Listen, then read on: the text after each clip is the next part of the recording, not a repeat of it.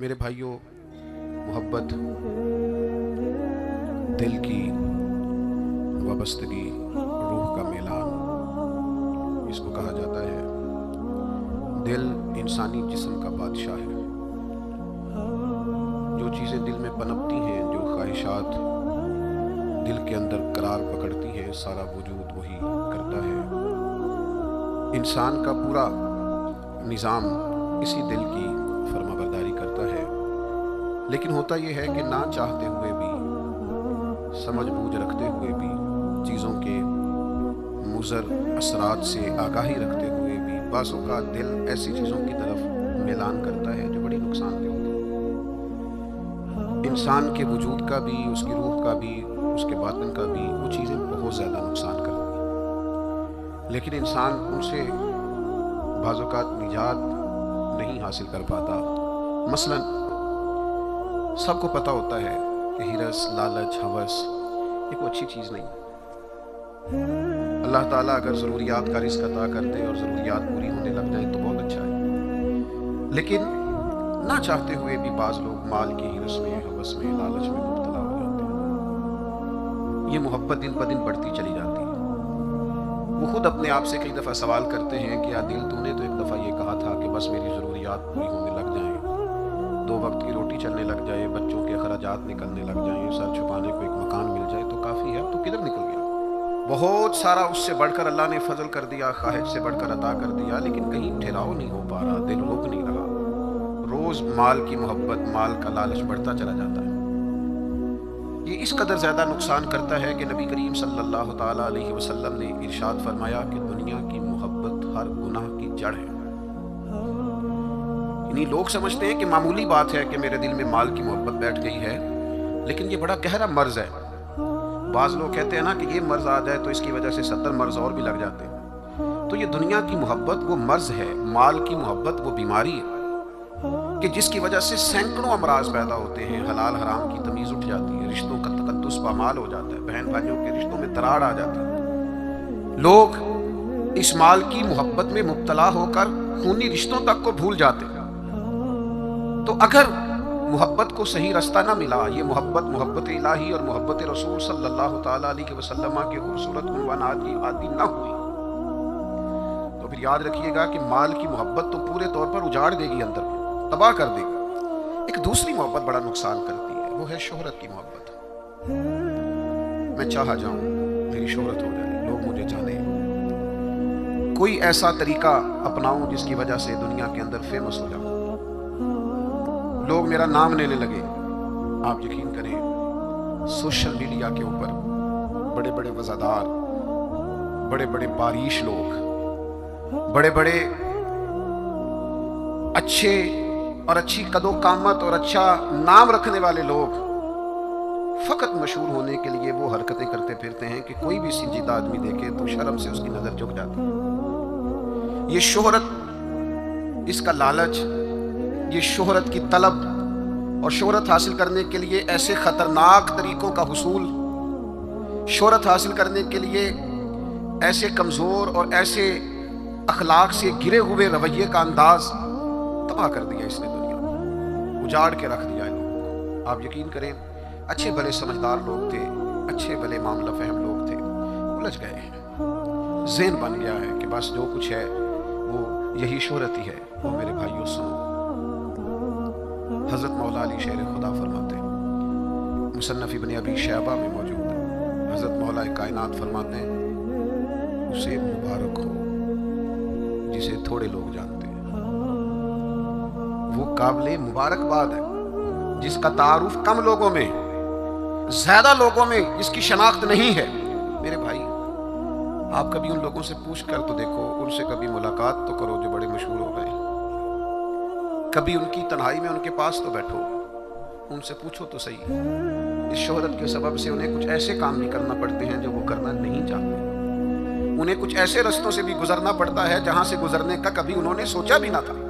وہ تو چاہتے تھے کہ کوئی تنہائی ہوتی، قرآن مجید کا نسخہ ہوتا، 500 دانے والی تسبیح ہوتی، کہیں مصلے کا نور ہوتا، دل میں ہو یاد تیری، گوشہ تنہائی ہو، پھر تو خلوت میں عجب انجمن آرائی ہو، دل چاہتا تھا لیکن یہ شہرت، اس کی طلب. ہاں ایک بات ہے، اگر آپ شہرت چاہتے ہیں، معروف ہونا چاہتے ہیں، مشہور ہونا چاہتے ہیں، بہت سارے لوگوں میں چاہتے ہیں کہ آپ کا نام سنہری حروف سے ہو اور زیادہ لوگ آپ کو جانے پہچانے، تو قرآن مجید نے نسخہ دیا ہے.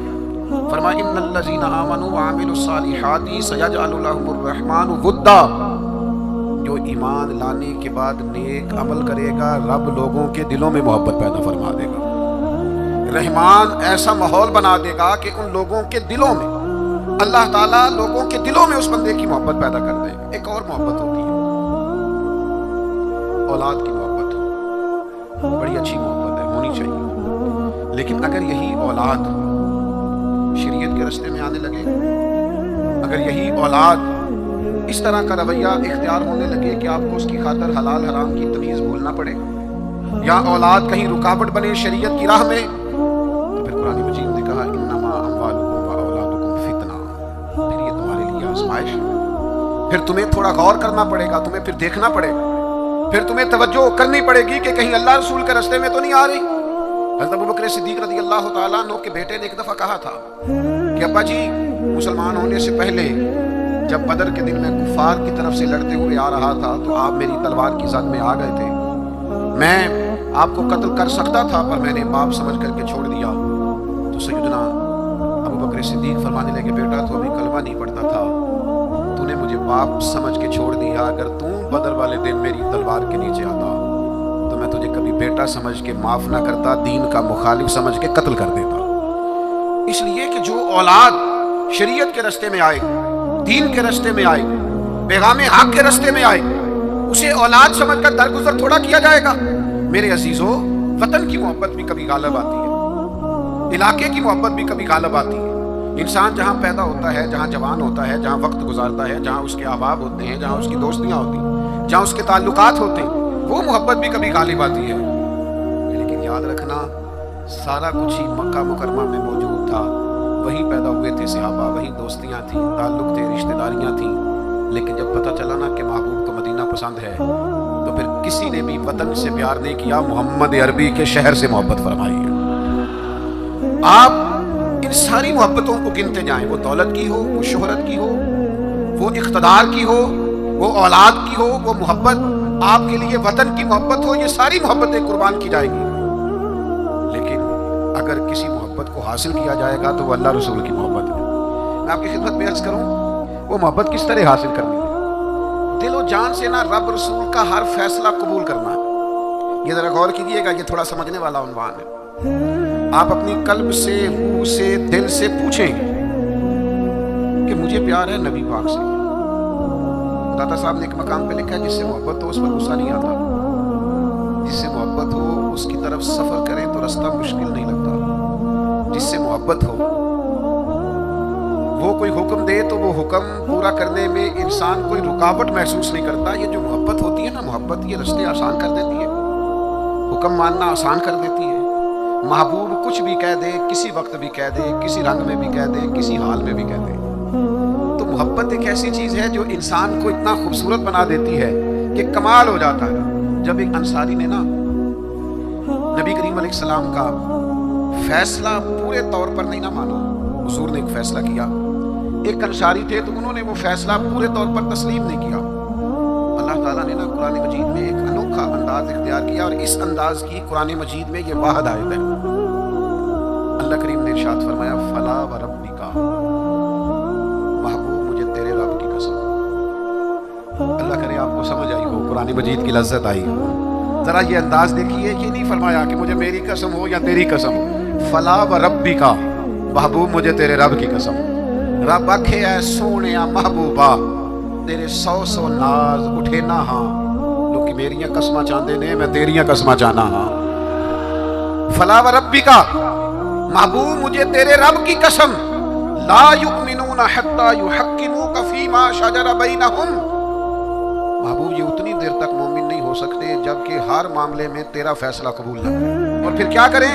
ثم لا یجدوا فی انفسہم حرجا مما قضیت ویسلموا تسلیما، اور پھر اپنے دل میں اس فیصلے کے بارے میں ذرا سا بوجھ بھی محسوس نہ کریں، پورے طور پر اپنی گردن جھکا دیں محبوب تیرے فیصلوں پر.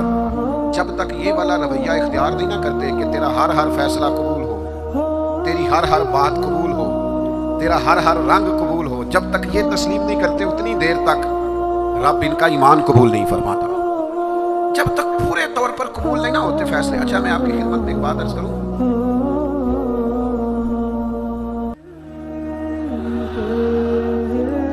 مسلمان دل و جان سے چاہتے ہیں کہ ہم نبی پاک کی غلامی کریں،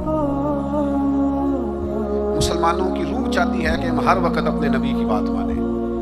میں نے ایسے لوگوں کو دیکھا ہے جو بظاہر دین سے بڑے دور نظر آتے ہیں، جن کے بارے میں لوگوں کا خیال ہے کہ شاید بڑے گناہگار ہیں، نوجوان ہیں، دنیا دار ہیں، کچھ ایسے محکموں سے وابستہ ہیں، جن کے بارے میں بعض اوقات بعض لوگ خیال کرتے ہیں کہ شاید یہ بالکل دین سے دور ہے، لیکن میں نے ہر قسم کے لوگوں میں وقت گزارا ہے، نوجوانوں کے ساتھ سفر کیے ہیں، ان کے بیچ بیٹھ کر ٹائم گزارا ہے۔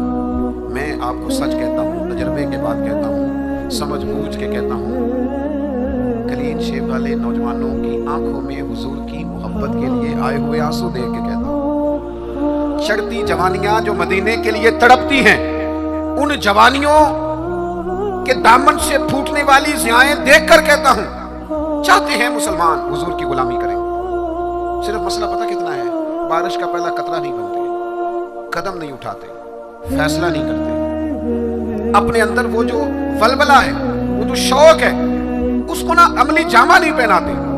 آپ کے اندر تڑپ ہے، بس آپ شروع کریں، چھوڑیں آپ کسی سے پوچھنا کیوں ہے، بس شروع کر دیں درود و سلام پڑھنا، چھوڑیں ماحول کو کیا دیکھنا ہے۔ اگر آپ کو پتہ چل گیا ہے کہ محبوب کو داڑھی والا چہرہ پسند ہے تو پھر کسی کو پسند ہو نہ ہو، رنگے چمن پسند نہ پھولوں کی بو پسند، ہم کو ہے وہ پسند جسے آئے تو پسند۔ پھر فیصلہ کریں، پھر توجہ کریں۔ نبی پاک علیہ الصلوۃ والسلام کبھی اشارتاً بھی کوئی بات کرتے نہ۔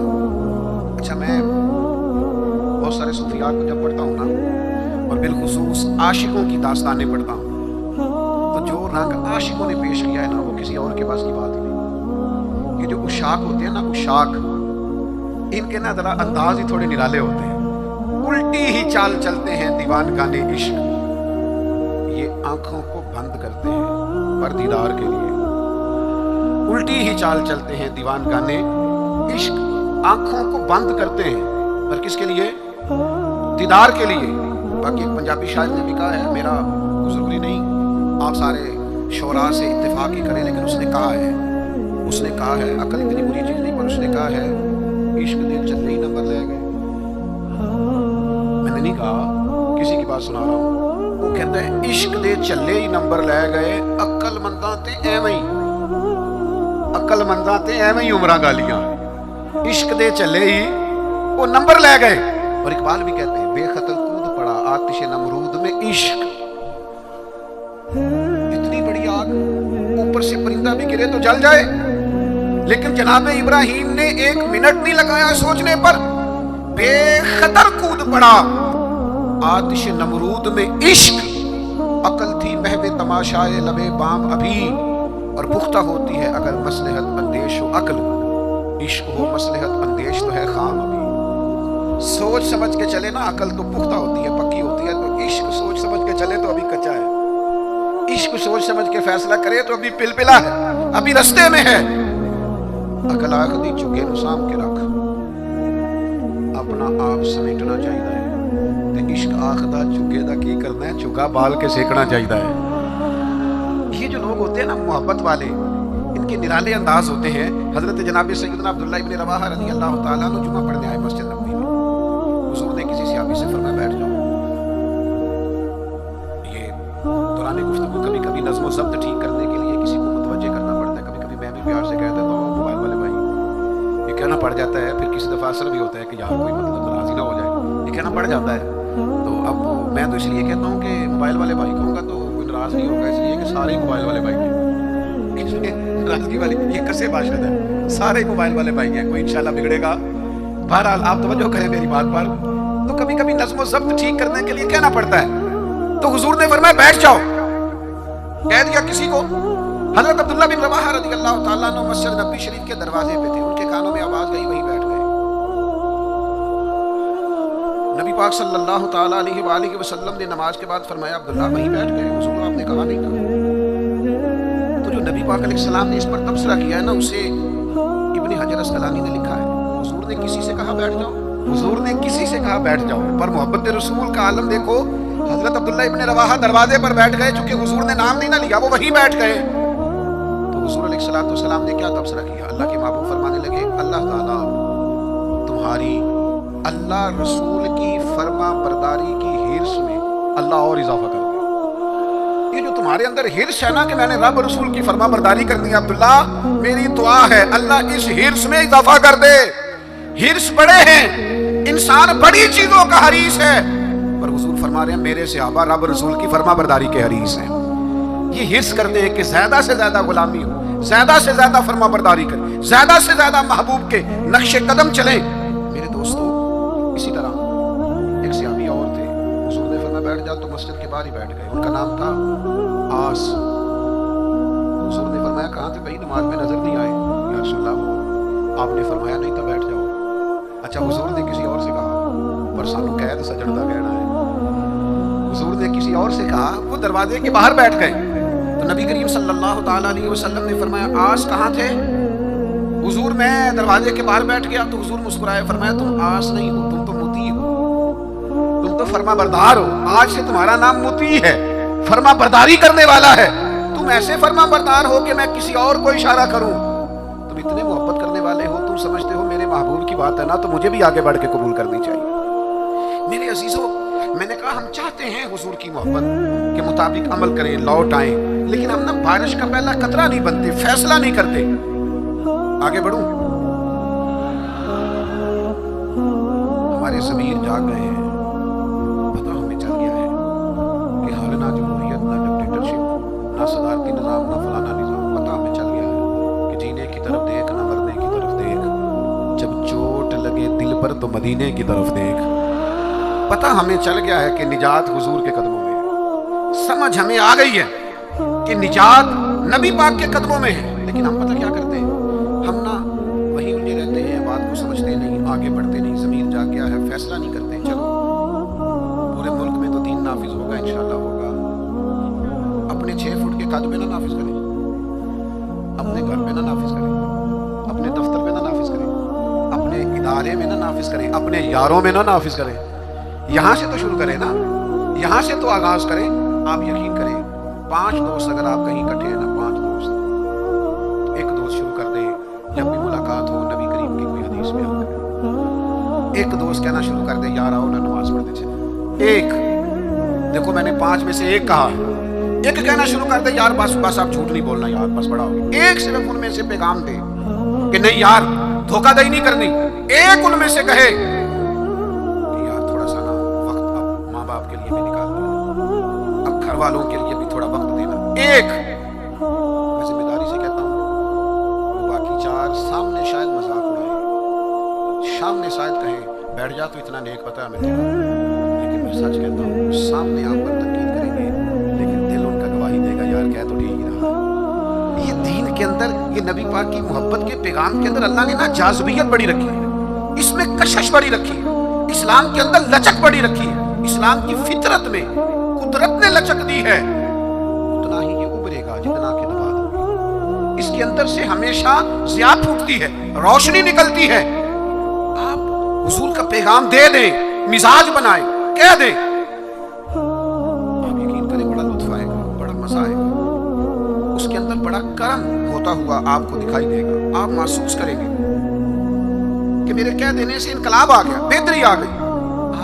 اس پیغام اور یہ سب کے لیے بنائیں آپ، یہ کسی کے حق میں بھی کوئی بھی سامنے ہو، آپ کا نعرہ ہمیشہ محبت رسول کا ہونا چاہیے، وہ دوستوں کی محفل ہو، گھر میں ہو، دفتر میں ہو۔ بات ایک صحابی تھے حضرت براء بن مالک، نوجوان تھے، اچھا جس طرح سیر کرنے کا مزہ جوانی میں ہے نا، کپڑے پہننے کا لطف جوانی میں ہے، سفر کرنے کا ذائقہ جوانی میں ہے، چلو مجھے کیا لینے دو، کھانے پینے کا لطف بھی جوانی میں ہے، جس طرح دوستوں کے ساتھ آنے جانے بیٹھنے گپ شپ کرنے کا لطف جوانی میں ہے، اور میرے بھائیوں حضور سے عشق کرنے کا مزہ بھی جوانی میں ہے۔ یہ کبھی جوانی میں لگ جائے نا، عشق لگا سی کھیڑا کھیڑ دی نو، کوئی نہیں سمجھ آئی آپ کو، اگر آئی ہوتی نا تو یقین کرو آپ کو سمجھ آ جاتی، اگر یہ سمجھ آئی ہوتی تو آپ کو سمجھ آ جاتی، عشق لگا سی کھیڑا کھیڑ دی نو،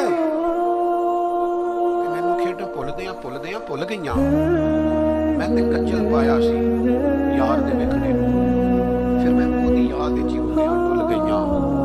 हैदर शाह इस गली कदे न रुलदी, पर हम ते रुलदी रुलदी रुल गई। मुझे कुछ दोस्त कहते हैं कई दफा आप थकते नहीं, कभी आप बलूचिस्तान में होते हैं, कभी आप सिंध में होते हैं, अगले दिन पता चलता है कि आप लाहौर की किसी तकरीब में शरीक थे, फिर कुछ दिनों के बाद हमें खबर आती है कि ये तो भावलपुर पहुंच गए, तो आप थकते नहीं? तो मैं कहता हूँ कि कभी अर्श पर, कभी फर्श पर, कभी दर बदर, कभी उनके दर, कभी आशिकी तेरा शुक्रिया मैं कहाँ कहाँ से गुजर गया। और अदम सिलाई है हस्ती में आरज़ू रसूल, कहाँ कहाँ लिए फिरती है जुस्तजू रसूल। और एक शौक है इन सारे सफ़रों का, इन सारी सोहबतों का। मैं अब आके ये कैफियत हुई है कि कभी कमर दर्द करती है, कभी पट्टों में तकलीफ होती है, किसी वक्त आंखों में तकलीफ हो जाती है। ये सारे सफ़र, ये सारी जद्दोजहद, किसी वक्त अर्ज़ करता हूँ महबूब की बारगाह में कि अदम से लाई है हस्ती में आरज़ू रसूल, हमें कहाँ कहाँ लिए फिरती है जुस्तजू रसूल। बस इतनी आरज़ू है कि अजब नज़ारा हो मैदान हश्र में बेदम, कि सब हो पेशे खुदा और मैं रूबरू रसूल। बस इतना सा दिल करता है कि अजब नज़ारा हो मैदान हश्र में बेदम। सब एक सहाबी है हज़रत बरा बिन मालिक रज़ी अल्लाह तआला, चढ़ती जवानी और इश्क़ रसूल में पूरा जोबन है। उनके कद काठ का भी पूरा बाकपन और मोहब्बत रसूल के दरिया भी पूरे का पूरा उनके सीने में मौजज़न। तो हुजूर का मुझे यूँ लगता है कि इरादा एक करम हुआ कि लोगों को बताऊं भला ये मुझसे कितनी मोहब्बत करता है। नबी करीम अलैहिस्सलाम ने फरमाया मैं कोई हुक्म दूँ तो पूरा करोगे? बड़े खुशकिस्मत थे जो हुजूर के सामने नबी पाक से हुक्म लेते थे। फरमाया बरा मैं कोई हुक्म दूँ तो पूरा करोगे? अर्ज़ की हुजूर हुक्म करें तो सही। तो मुस्कुरा के फरमाया जो अपने बाप की गर्दन काट ले। तलवार थामी और दौड़ पड़े, भागे। करीम महबूब फरमाने लगे जाओ इसे पकड़ लो वरना ये सचमुच बाप की गर्दन ले आएगा। उनको सहाबा पकड़ के लाए तो महबूब फरमाने लगे वो तो एक बात गोया आजमाने को की थी, मैं कोई रिश्ते तोड़ने तो नहीं आया दुनिया, मैं तो रिश्ते जोड़ने आया। उनकी मोहब्बत रसूल का ये लेवल था कि आप हुक्म करें तो मैं बाप की गर्दन लाने को तैयार हूं। गोया मैं हर रिश्ते हर नाते की कुर्बानी पेश करने को तैयार हूं। या रसूल अल्लाह मुझे सिर्फ आप चाहिए। उनकी मोहब्बत का ये लेवल था। और इस लेवल पर उन्हें अजर क्या मिला? जब वो बीमार हुए तो महबूब तीमारदारी के लिए गए। मैंने सुना है वो मन संवर कर मेरी इयादत को आ रहे हैं। मैं सोचता हूँ कि क्या बनेगा, वो आ रहे हैं, मैं जा रहा हूँ। हुजूर तीमारदारी के लिए तशरीफ लाए। अल्लाह के हबीब सल्लल्लाहु ताला अलैहि वसल्लम ने उनकी हालत देखी तो एक दुआ फरमाई। महबूब फरमाने लगे ऐ अल्लाह, देखिए इस दुआ का हुक्म देके फरमाया अल्लाह जब बरा बिन मालिक से तेरी मुलाकात होना इससे मुस्कुरा के मिलना जो तेरी शान के लायक है। ऐ अल्लाह तू इससे मुस्कुरा के मिलना और ये तुझसे मुस्कुरा के मिले। तो सुनो मेरे भाइयों, इस हदीस पाक का नतीजा सुनो। इसका नतीजा उलमा फरमाते हैं ये निकलता है कि जो मुस्तफ़ा करीम से राज के मोहब्बत करेगा, खुल के मोहब्बत करेगा, हर रिश्ते से बढ़कर हुजूर से मोहब्बत करेगा, उसके अजर के लिए हुजूर ने दुआ फरमाई है जब क़यामत में अल्लाह के हुजूर हाजिर होगा तो रब उससे मुस्कुरा के मुलाकात करेगा जो उसकी शान के लायक, और बंदा भी रब से मुस्कुरा के मिलेगा। मेरे अजीज याद रखिएगा अपनी जिंदगी के अंदर हुजूर की मोहब्बत हमेशा अपना लें। अच्छा बाज़ औक़ात ना नबी पाक अलैहिस्सलाम की मोहब्बत के लिए मुश्किल फैसले भी करने पड़ेंगे, कठिन रास्तों से भी गुजरना पड़ेगा। आपको सारा कबीला मना करेगा, सारी बरादरी रोकेगी, मुझे क्या लेने दो, खानदान में वालिदैन भी मना करेंगे। आपको मोहब्बत रसूल के रास्ते पर चलना है तो बहुत सारे अहबाब भी आपको कहेंगे यार दुनिया का भी माहौल समझना पड़ता है, हालात देखो बदल गए। माज़अल्लाह कुछ लोग ये भी कहते हैं वो ज़माना और था ये ज़माना और है। लोग आपको बड़ी आरा पेश करेंगे, बड़ा बड़ा रंग पेश करेंगे, लेकिन अगर आप इसको समझ जाएं, इस पर गौर कर जाएं कि हमेशा बरकत रसूलुल्लाह की बात मानने में सल्लल्लाहु ताला अलैहि वसल्लम और मेरे नबी पाक सल्लल्लाहु ताला अलैहि वसल्लम की गुलामी और मोहब्बत में कभी नुकसान नहीं होता। एक हुजूर के सहाबी थे हज़रत जुलाबीब रज़ी अल्लाह ताला अन्हु, सही मुस्लिम शरीफ में उनका तज़किरा मौजूद है। हज़रत जुलाबीब रज़ी अल्लाह ताला अन्हु का रंग ज़्यादा गोरा नहीं था, खूबसूरत आदमी नहीं थे, कद भी बहुत ऊंचा नहीं था, यानी यूं समझ लिए कि कद भी थोड़ा सा इस तरह का था, रंग रूप भी इस तरह का था, हालात कुछ और ही थे। उनकी शादी नहीं होती थी। अल्लाह के रसूल सल्लल्लाहु ताला अलैहि वसल्लम ने फरमाया, जाओ फलां कबीले में जाके उन लोगों से कहो अपनी बेटी का निकाह तेरे साथ करो। चले गए, उन लोगों से जाके कहा, लेकिन उन लोगों ने जब हज़रत जुलाबीब रज़ी अल्लाह ताला अन्हु का नाम सुना ना, ये वही जुलाबीब है जिनके बारे में नबी पाक ने फरमाया ये मुझसे है और मैं इससे हूँ। लोगों ने जब आपका नाम सुना तो जाहिर है बेटी वाले बड़ा सोचा करते हैं, उनको गौर करने का पूरा हक हासिल होता है। उन्होंने कहा, हज़रत जुलाबीब, ना तो कद काठ है, ना रंग रूप है, ना पास कोई पैसा है, तो ये किस तरह बात आगे चलेगी, किस तरह मामला बेहतर होगा। उन्होंने थोड़ी लैतो लाल्ला की बात करने में, समझने में थोड़ा वक्त लिया। वो जिस बेटी के लिए पैगामे निकाले के गए थे, वो पर्दे के पीछे से बोली, कहने लगी, आप मुझे हुजूर के हवाले करें। फैसला अगरचे मुश्किल है, रास्ता अगरचे कठिन है, पर चूंकि नबी करीम ने फरमाया लिहाजा आप मुझे हुजूर के हवाले करें। उस खातून का निकाह अल्लाह के महबूब के हुक्म पर हजरत जुलाबीब से हो गया। 2 दुआएं मेरे नबी पाक ने दी। जब शादी हो रही है तो खामन ना ज्यादा खूबसूरत है, ना मालदार है, ना खूबसूरत का कदकाठ है, 2 दुआएं अल्लाह के महबूब सल्लल्लाहु ताला अलैहि वसल्लम ने दी। कहा, ऐ अल्लाह, इसके लिए हर किस्म की खैर मुकद्दर फरमा और इसे जिंदगी की हर तकलीफ से महफूज फरमा। कल तक वो गरीब थी, फैसला किया मोहब्बत रसूल ने। फैसला मुश्किल होता है, लेकिन करने के बाद पता चलता है जब तक बिके न थे, कोई पूछता न था, तूने खरीद कर हमें अनमोल कर दिया। मैंने बड़ा पहले एक शख्स से कहा था, एक उम्मीदवार थे असेंबली के, तो मुझसे मिले तो मुझे कहने लगे, आप तो तवज्जो ही नहीं कर रहे, लोग हमें भी बड़े वोट देते हैं। मैंने कहा, आपको वोट देते हैं, हमें तो जान देते हैं। आपका हमारा बड़ा फर्क है, तो आप जो बात कर रहे हैं वो ठीक होगी, लेकिन जब तक बिके न थे कोई पूछता न था, तूने खरीद कर हमें अनमोल कर दिया। नबी पाक ने दुआ दी, ऐ अल्लाह खैर मुकद्दर करना, हर तकलीफ से महफूज रखना। सहाबा फरमाते हैं, फिर उसी खातून को हमने देखा, ना मदीने में अंसार में उससे ज्यादा कोई मालदार खातून थी और ना उससे ज्यादा खर्च करने वाली कोई खातून थी।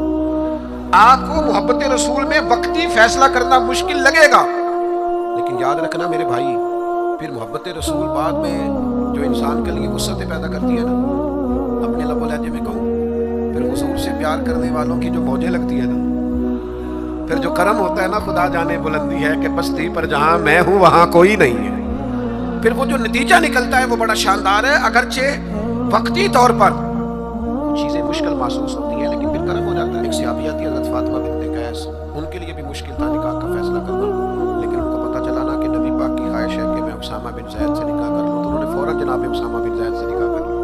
हुजूर की ख्वाहिश को पेश नजर रखा। 2-3 चीजें हमें समझनी है, बस बात समेटने लगा।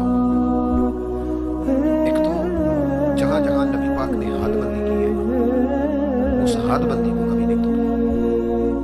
जो हुदूद, जो दायरे, जो कवानीन नबी करीम ने बयान फरमा दिए, उनसे कभी तजावुज नहीं करना। देखो, सोने की अंगूठी हुजूर ने मर्द को हराम करा, सारा जमाना भी कहे तो ये हाथ पर पहननी नहीं चाहिए। कुछ चीजें हैं जिनमें हुजूर ने ना हदबंदी कर, पीतल तांबा मर्द के लिए नहीं जायज, ना पहने आप, रेशम का लिबास ना पहने। जहां हुजूर ने तायन कर दिया हुदूद का, कोई इतना मुश्किल मसला नहीं है।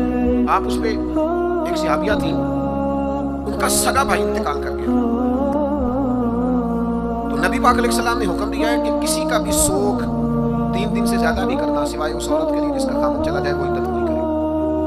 तो सहाबिया 3 दिन के बाद उठी, खुशबू लगाई, धुले हुए कपड़े पहने, वक्ती तौर पर उस वक्त जो मुरव्वत जीनत थी वो जीनत इख्तियार की, और फिर कहने लगी मुझे इस जीनत की जरूरत नहीं थी, पर चूंकि नबी पाक ने फरमाया 3 दिन से ज्यादा सोख नहीं करना, लिहाजा मैं उठ के इसलिए कपड़े बदले हैं कि मैं किसी और की तरफ नहीं देखना चाहती, मदीने वाले महबूब की शरीयत की तरफ देखना चाहती हूँ। जो हुदूद नबी पाक सल्लल्लाहु अलैहि वसल्लम ने हमारे लिए मुकर्रर फरमाई है, उनसे कभी भी हमने तजावुज़ नहीं करना। दूसरी बात यह है कि मोहब्बत रसूल का हमसे तकाजा ये है कि जब रब रसूल को राजी करना हो ना, फिर अपनी ज़ात नहीं देखनी। मेरा कद बहुत बड़ा है तो फलां से माफ़ी मांगू, मैं इतना बड़ा आदमी हूँ तो अब मैं झुक जाऊँ, मुझे इतने लोग जानते हैं तो अब मैं जनाब थोड़ा सा अपनी गर्दन को झुकाऊँ। मैं आशिक रसूल में मैं नहीं होती। आशिकान रसूल के अंदर किसी किस्म की अना परस्ती, आशिक लोग तो रमले कमले, वो तो बेचारे सीधे साधे लोग होते हैं। مزاج کے اندر فقیری ہوتی ہے، سادگی ہوتی ہے۔ حضرت خالد بن ولید فرماتے ہیں میرا اور جناب عمار ابن یاسر کا رضی اللہ تعالیٰ عنہ دونوں صحابہ جلیل القدر ہیں، عظیم مرتبے والے، جناب خالد بن ولید فرماتے ہیں کسی بات میں حضرت عمار ابن یاسر سے شکل رنجی ہو گئی، جناب عمار ابن یاسر حضور کی بارگاہ میں پہنچے، میں بھی پہنچا، فرماتے ہیں دونوں کی بات سن کے بس حضور نے اتنا کہا، کوئی فیصلہ نہیں فرمایا کہ اس میں غلطی پر کون ہے، حق پر کون۔ نبی کریم صلی اللہ علیہ وسلم نے بس اتنا فرمایا یاد رکھنا جس نے عمار ابن یاسر کو ناراض کیا اس نے اللہ رسول کو ناراض کیا۔ بھائی اتنی بات حضور نے کر دی۔ حضرت خالد بن ولید سپہ سالار آدمی تھے، بڑے قبیلے کے تھے، بڑا قد کاٹ تھا، بڑا نام تھا، بڑی بلے بلے تھی، سیف اللہ ہے، لیکن آپ فرماتے ہیں چونکہ حضور نے فرمایا عمار ابن یاسر کو راضی کرو گے تو اللہ رسول راضی ہوں گے، فرمایا میں ان کے پیچھے پیچھے پھرنے لگا، میرے لیے ان کی رضا سے بڑھ کر کوئی اور رضا اور کوئی رضا حیدر شاہ اس گلی کدے نہ رول دی، پر ہن تے رول دی رول گئیاں جب نبی پاک نے فرمایا کہ یہ رضا دیکھیں نا، حضور نے حضرت اسامہ بن زید کو لشکر کا امیر بنایا تھا، حضور کا وصال ظاہری ہوا تو حضرت ابوبکر صدیق کو لوگوں نے مشورہ دیا کہ آپ اس نوجوان کو، یہ بالکل جوان ہے ابھی، بڑے بڑے کبار صحابہ موجود ہیں، کسی اور کو بنا دیں، فرمایا اسے پیچھے کرو جسے مدینے والے محبوب نے آگے لگایا ہے، بلکہ ان کو گھوڑے پہ سوار کر کے خود اسی گھوڑے کی لگام پکڑ کے جناب صدیق اکبر امیر المومنین پیدل چل رہے ہیں۔ اسامہ بن زید نے کہا امیر المومنین آپ اوپر آئیے، فرمایا تو اوپر ہی رہ جسے حضور نے امیر مقرر فرما دیا ہے۔ تو میرے بھائی آپ پھر یہ نہ محسوس کریں کہ میں بڑا چودھری ہوں، میرا بڑا قد کاٹ ہے، پھر ہم نے اپنا قد نہیں دیکھنا، محبوب پاک کی نظر عنایت کو دیکھنا ہے، حضور کی رضا کو دیکھنا ہے۔ یاد رکھیے گا ایک تیسری بات، ایک حدود کو نہیں توڑنا، ایک حضور کی رضا حاصل کرنے کے لیے اپنی انا نہیں سامنے آنے دینی، ایک تیسری بات اور طرز زندگی سادہ اختیار کرنا ہے اگر حضور سے پیار کرنا ہے تو بڑی ضروری بات ہے، بڑی ضروری۔ آپ سادہ غذا کھائیں، سادہ نشیست، سادہ لباس، سادہ انداز گفتگو، لوگوں سے بلا تکلف ملاقات، آپ کے لب و لہجے میں کسی قسم کی تصنع نہ ہو، بناوٹ نہ ہو، تکلف نہ ہو۔ آپ اگر حضور کے غلام ہیں، نبی پاک سے محبت کرتے ہیں تو پھر آپ کوئی کسی قسم کا اپنے لیے پروٹوکول نہ چاہے۔ صحابی آئے تھے نا، عرض کی یا رسول اللہ میں آپ سے بڑا پیار کرتا ہوں، کیسا خوش بخت ہے حضور کے سامنے اظہار محبت کرنا، میں بڑا پیار کرتا ہوں۔ تو حضور نے فرمایا سوچ کر کہو کیا کہہ رہے ہیں، حضور بڑا پیار کرتا ہوں، فرمایا سوچ لے حضور بڑا پیار کرتا ہوں۔ تیسری دفعہ معبود نے فرمایا سوچ لے حضور مجھے بڑا عشق ہے آپ سے۔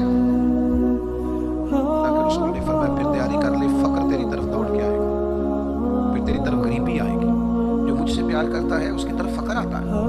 تو یہ یاد رکھیں کہ اسے صرف اور صرف پھولوں کی سیج نہ سمجھنا، اور فقر کی کئی قسمیں ہوتی ہیں، صرف پیسوں کی کمی فقر نہیں ہوتی۔ آپ کا طرز زندگی سادہ ہونا چاہیے، انداز فقیرانہ ہونا چاہیے، اٹھنا بیٹھنا سادہ ہونا چاہیے، کیونکہ یہ سادگی میرے نبی کی پسند ہے۔ ایک روایت مجھے یاد آ رہی ہے، میرا دل کرتا ہے آپ کو سنوں۔ کبھی کبھی نہ کچھ فرمائشیں بھی ہوتی ہیں، آپ کا نہیں مجھے پتا، میں اپنی اماں سے فرمائش کیا کرتا تھا کبھی کبھار کچھ اپنی مرضی کی کھانے کے لیے، مجھے کبھی ساگ بنا دینا، تو کبھی ان سے کہتے تھے اسپیشل والا گڑ کھانا ہے۔ یہ دیہاتی ماحول بڑا شاندار ہوتا ہے۔ آپ کو پتہ ہے نبی پاک کو مکے سے حضرت حلیمہ کے گاؤں میں کیوں بھیجا گیا تھا؟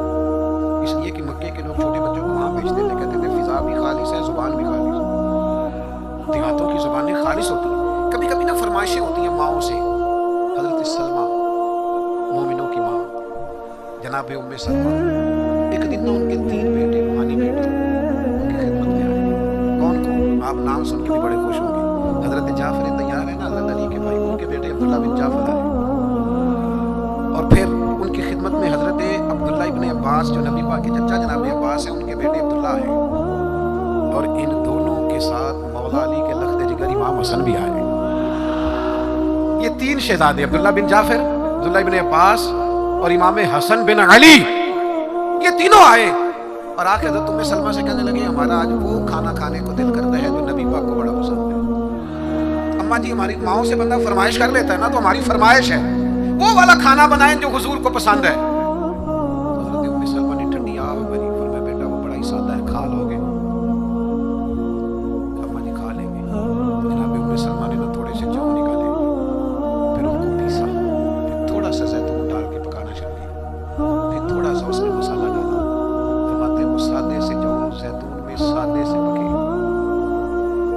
فرماتے ہیں وہ ہمارے سامنے رکھ کے حضرت ام سلمہ جب اٹھی تو آنکھوں میں آنسو آ گئے، فرمانے لگی اس طرح کے سادے کھانے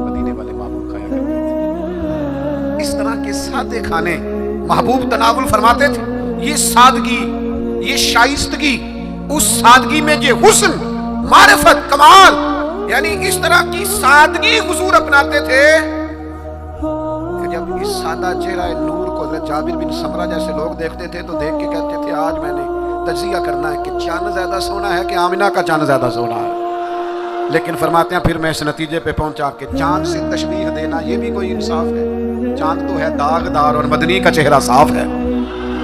آپ کی خدمت میں یہ عرض کرنا چاہتا ہوں کہ سادہ طرز زندگی اپنائیں. ہم سادے رہیں گے نا تو بہت سارے چولہے زیادہ جل جائیں گے. ہم سادے رہیں گے تو بہت سارے دوست کترائیں گے نہیں. ہمارے مہنگے کپڑے دیکھ کے کوئی پوچھے گا نہیں کہ نہ لحاظ ہے. تو تھوڑا سادہ زندگی اپنائیں اور ایک جو حضور نے حدود قائم کرنی ہے حدود کا ضرور خیال کریں. ایک فیصلہ کریں حضور کی محبت میں. آپ فیصلہ کریں گے تو رستے آسان ہو جائیں گے. ایک ضروری بات، نبی پاک علیہ السلام نام بہن بھائیوں کے مابین محبت کے بڑے قائل ہیں. یعنی جو مومنوں کا رشتہ ہے نا آپس میں، اسے بھی حضور نے فرمایا مومن بھائی بھائی ہے. حضور قائل ہیں بہن بھائیوں کے ساتھ جو تعلق ہے آپ بڑا زبردست کر کے اور ذمہ داری سے میاں بیوی کے رشتے کو نبھائیں. ماں باپ کا رشتہ بہت نازک ہے، اسے نبھائیں. لیکن بہن بھائیوں کو بھی اللہ نے ایک لڑی میں پرویا ہوتا ہے. ایک بھائی بیٹھا رہتا تھا حضور کے خدمت میں، دوسرے بھائیوں نے آ کے شکایت کی یا رسول اللہ ہمیں ساری محنت کرنی پڑتی ہے. اللہ کے حبیب فرمانے لگے تمہیں جو رزق ملتا ہے وہ بھی اس کی برکت سے ملتا ہے. تو بہن بھائیوں کے معاملے میں تھوڑا اپنے آپ کو، جب حضرت شیما جناب حلیمہ سعدیہ کی بیٹی آئی ہیں تو نبی کریم نے فرمایا میری بہن آئی ہے. حالانکہ وہ رضائی بہن تھی اور اس بہن نے جب سفارش کی کہ یا رسول اللہ صلی اللہ علیہ وسلم میرے سارے قبیلے کو چھوڑ دیں، اگرچہ اس قبیلے کو بڑی مشکل سے فتح کیا گیا تھا، حضور نے کسی سے مشورہ نہیں کیا. فرمایا بہن نے کہا ہے لہذا سارے ہی آزاد ہیں. تو اس رشتے میں مجھے خاص سوال کیا گیا تھا، اس لیے میں نے عرض کر دیا اللہ ہماری